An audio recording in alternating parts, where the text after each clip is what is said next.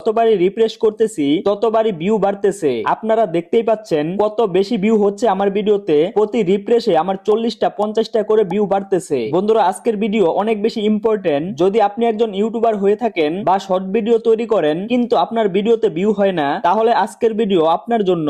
Video শেষ পর্যন্ত দেখবেন, কারণ আজকে আমি আমার পুরো প্রসেস দেখাবো কিভাবে আমি শর্ট ভিডিও আপলোড করি, কখন পাবলিক করি, কি কি হ্যাশট্যাগ ব্যবহার করি যার মাধ্যমে আমার ভিডিও শর্ট ফিডে চলে যায়। এ টু জেড সবকিছু দেখিয়ে দিব আজকে। যারা নতুন ইউটিউবার আছেন, ভিডিওতে বেশি ভিউ হয় না, তারা সম্পূর্ণ ভিডিও দেখবেন। আজকের ভিডিও একটু বড় হবে কিন্তু অনেক বেশি ইম্পর্টেন্ট, তাই ধৈর্য ধরে ভিডিও শেষ পর্যন্ত দেখুন, অনেক কিছু শিখতে পারবেন। আজকে আমি আপনাদের সামনে 2025 সালে সঠিক নিয়মে ভিডিও আপলোড করে দেখাবো, আর সেই ভিডিওতে মিলিয়ন ভিউ নিয়ে আসবো। তো চলুন ভিডিও শুরু করা যাক। শুরু করার আগে ভিডিওতে লাইক করে চ্যানেলটা সাবস্ক্রাইব করে দিবেন।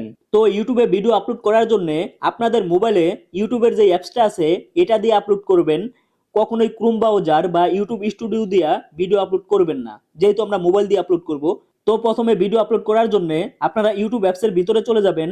এরপরে নিচে দেখেন এখানে